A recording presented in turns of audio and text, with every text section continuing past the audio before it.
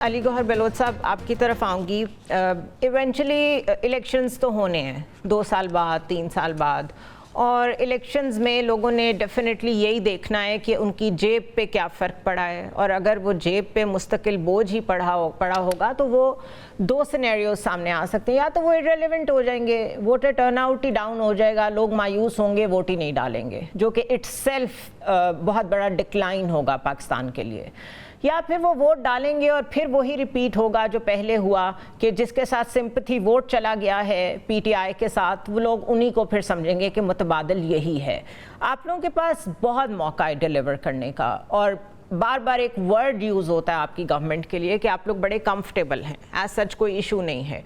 और war like scenario हमने देखा है जिसमें पाकिस्तान ने दुनिया भर में बहुत इज्जत कमाई है, डिप्लोमेसी हमारी बहुत अच्छी हो रही है। अगर कहीं कमी है तो वो गवर्नेंस की है। क्या वजह है कि रिलीफ नहीं दे पा रहे आपने लोगों को? ये बात नहीं है। मैं थोड़ा सा आपकी बात से इख्तलाफ करूंगा एक जगह पर। ये कहना कि रिलीफ नहीं दे पा रहे, ये मुनासिब नहीं है।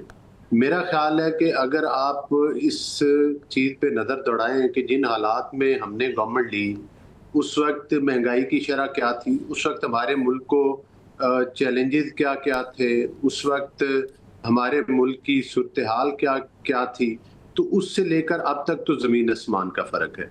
आप मतलब है कि डिप्लोमेसी की बात कर रही आप थी। कब से काउंट कर रहे हैं? आप 2022 से काउंट कर रहे हैं, जबकि एक पीडीएम की गवर्नमेंट बनी थी, कि आप इलेक्शंस के बाद से काउंट कर रहे हैं?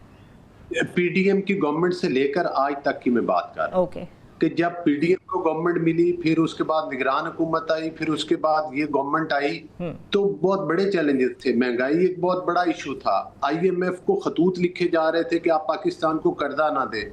उस वक्त ये लगता था कि कर्जा मिल जाना ही ठीक है, कर्जे भी मिले, पाकिस्तान की स्टॉक एक्सचेंज भी बेहतर हुई, पाकिस्तान में मुआशी स्टेबिलिटी भी किसी हद तक आई है, लोगों के ज़राए आमदन भी पहले से बेहतर हुए हैं।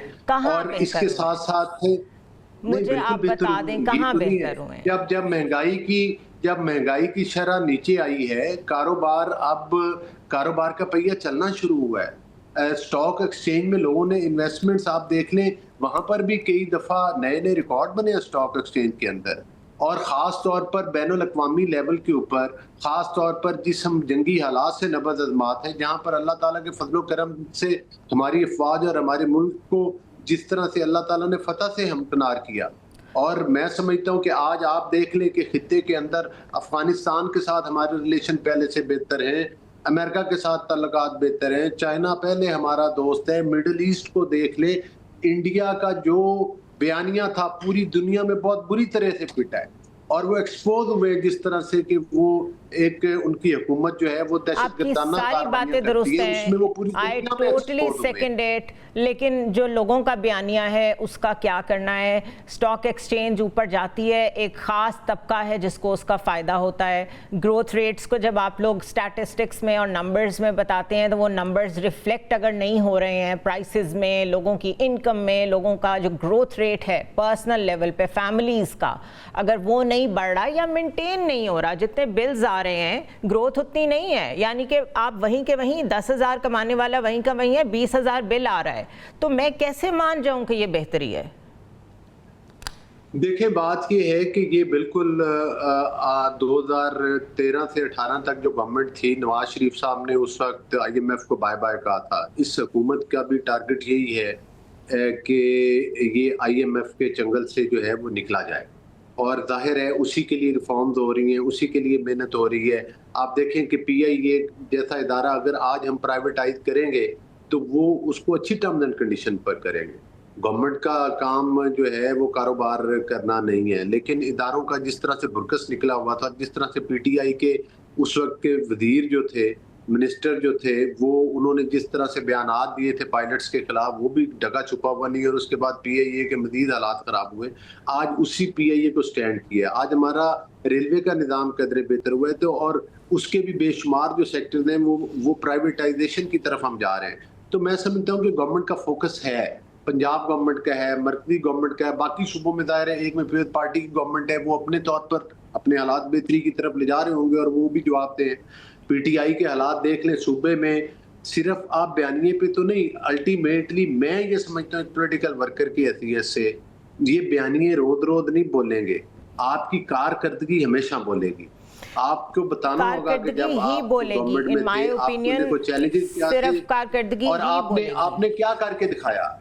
जी बिल्कुल, कारकर्दगी बोलेगी, मैं आपकी बात से इत्तेफाक करता हूँ, लेकिन उस कारकर्दगी से कंपैरिजन किया जाएगा ना साबका अदवार के साथ कि वो क्या खिलवाड़ होता रहा। ये पंजाब था आपको लगता है कि आने वाले इलेक्शन में जिसमें बुज़दार जैसे बंदे को चीफ मिनिस्टर लगाकर किस तरह से करप्शन के किस्से सामने हुए। ओके, ठीक है। पीटीआई का आप देख लें, वो बिस्किट्स वाली मिसालें आज के दौर में भी लोग दे रहे हैं कि बिस्किट्स के नाम के ऊपर करप्शन होती रही है। कादिर मंदोखेर साहब, ये चीजें ये it is easier said than done कि कारकर्दगी की बुनियाद पे फैसले होंगे, हम सबको पता है। तो क्या जो डायरेक्शन जा रही है उसमें कारकर्दगी आपको नजर आ रही है? देखिए, मुझे तो माजरत के साथ बिल्कुल नजर नहीं आ रही है। उसकी वजह ये है कि अगर आपने पंजाब के हर जिले में मोटरवे बनाना है और पूरा 3 सूबों में एक भी मोटरवे नहीं हो, सिवाय पेशावर से इस्लामाबाद तक पूरे पख्तूनख्वा में एक मोटरवे नहीं है, पूरे बलूचिस्तान में एक मोटरवे नहीं है, पूरे सिंध में एक मोटरवे नहीं है। और अगर कारकर्दगी यही है कि PIA मुनाफाबख्श इदारा बन गया, जो कि यकीनन बनना चाहिए। आपको याद दिला दूं, ये जो PTI के मिनिस्टर ने जो असम्बली में पायलट्स के बारे में कहा, मेरे आज भी कराची एयरपोर्ट थाने में दरखास्त उसके खिलाफ FIR मौजूद है, किस शख्स के खिलाफ FIR दर्ज की जिसने अदारे को तबाह कर दिया। आज हुकूमत को ये होश आए कि वाकई ये गलत था। लेकिन अगर PIA इतना मुनाफा बख्श है और यकीनन होना चाहिए तो उसको बेच क्यों रहा है, प्राइवेटाइज कर रहा है। दूसरी बात, रेलवे, मैं रेलवे वर्कर्स यूनियन का सरपरस्त आला हूँ, मुझे रेलवे के एक रूल्स, एक स्टेशन पता है।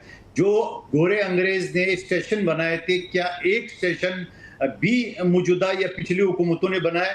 बल्कि ज़ोब जो रेलवे स्टेशन है, अलीगौर बलोच साहब वाकिफ है, मैं असम्बली में बार बार उठाता था, मेरे दादा ने अंग्रेज को वो ज़मीन दी थी गिफ्ट रेलवे स्टेशन के लिए। वो रेलवे स्टेशन तो दूर की बात है, उस पर सारे कब्जे हो गए और बार बार लेटर लेके, लेकिन कोई एक्शन नहीं हुआ। उसके बाद अगर यूटिलिटी स्टोर का मैं बताऊं कि यूटिलिटी स्टोर जो ना वो मुनाफा बख्श अदारा है, कभी भी उसे नुकसान नहीं किए, उसको क्यों बंद किया जा रहा है?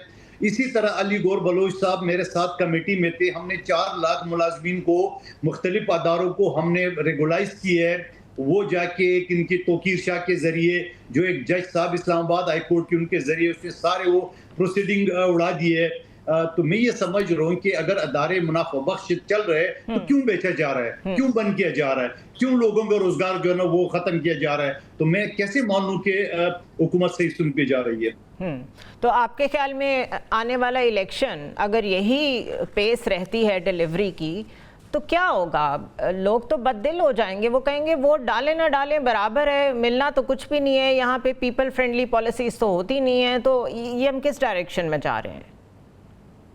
देखिए, बात ये होता ना कि मैं अली गौर बलोच साहब भी मेरी तरह एक विक्टिम है। मेरे इलेक्शन से पहले फैसल वाडा साहब ने बता दिए कि ये सीट मुखबर खास मुस्तफा कमाल को दे दी गई है। 3800 वोट थे, मेरे 42,000 वोट थे, वो जीता हुआ है और मैं हारा हूं कागजों में। जबकि मेरे इलेक्शन कमीशन में जो कंप्लेन है सारी सबूत के साथ और सारे वोट जो हमने पकड़े गए हैं मेरे पास आज भी मौजूद है, तेले भर भर के। वो इलेक्शन कमीशन आज तक फैसला कर नहीं सके। तो मैं समझ रहा हूँ कि अगला इलेक्शन कैसा हो गया मुझे तो नहीं पता। तो अगर इसी तरह आप इतने वोकल हैं माशाल्लाह, आप वर्कर्स लेवल तक चीजों में इन्वॉल्व हैं, अगर आप नहीं कुछ कर सके अपने इलेक्शन के लिए तो फिर बात तो वहीं आती है कि फिर एक आम आदमी तो बस कुछ नहीं कर सका।